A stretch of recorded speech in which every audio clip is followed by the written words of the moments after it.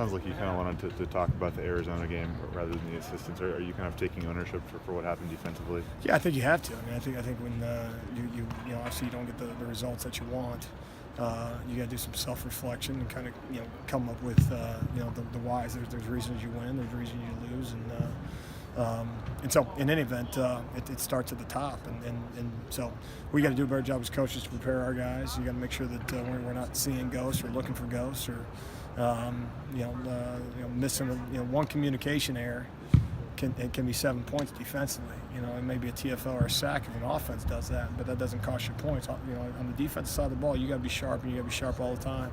And a high-point offense, which you got to give Arizona a lot of credit. I have a lot of respect for what they do, and they got the speed to hit the home run if you're not disciplined. But discipline comes back to coaching. If you have individual players that are looking for certain plays, the only plays they know are the ones we tell them about. And so it's important that we concentrate on our techniques and fundamentals as opposed to trying to guess a particular play, and that happened a little bit, which again, it comes back to coaching. And so specifically, I got to do a better job.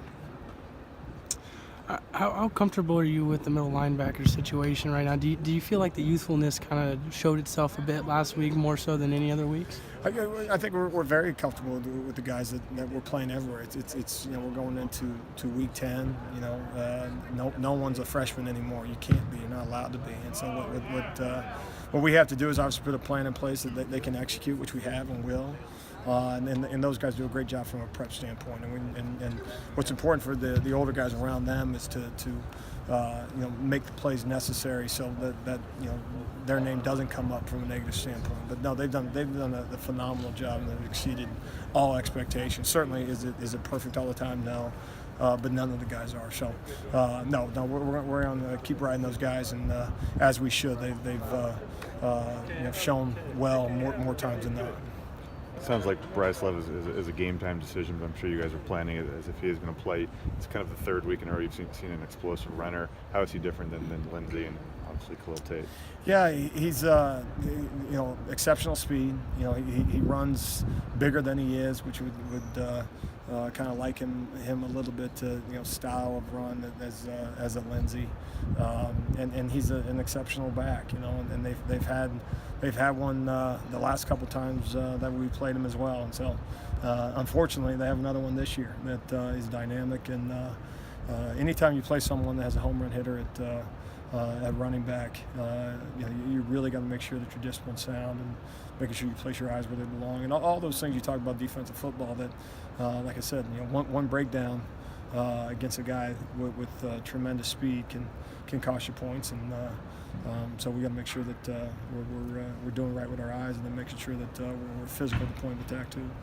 Why do you think that program, not necessarily the offense, just in general, has been able to sustain the success for so long under David Shaw, Jim Harbaugh?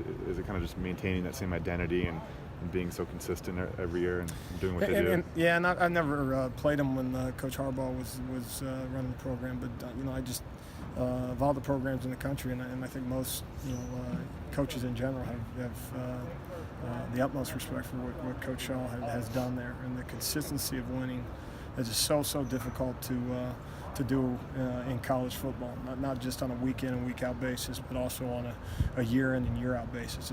It's hard to win, and it's hard to win at the rate that they've been able to do it. And so, no, I mean, in some ways you're a little bit of a fan of what they've been able to do.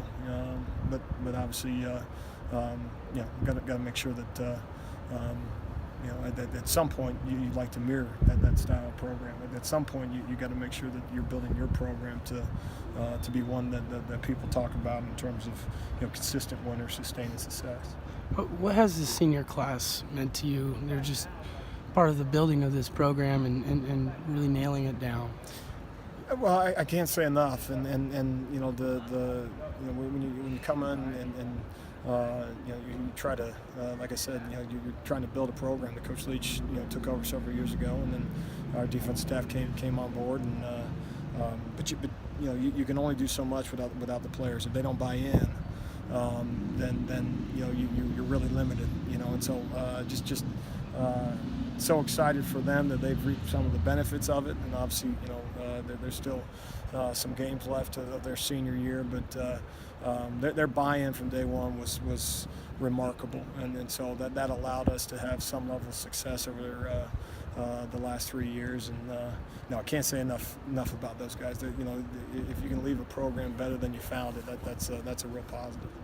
Everyone talks about buying in, and it's never that easy. I mean, how hard is it to get a group of young men to buy into? Well, you also got to sell a vision. You got to keep selling the vision, but you also got to back it up with the X's and O's to put them in a situation where they can be successful. You can say what you want to be, and you can say you can do X, Y, and Z, but if then you hit the practice field and subsequently the game field, and then all of a sudden it's not like you described it, then all of a sudden you have a situation where guys are looking at you with kind of crooked eyes as to what Coach you said, it's going to be like this, and it's not, and so the important thing was selling the vision, continue to sell the vision, not veer off course, when you hit some adversity and start changing everything.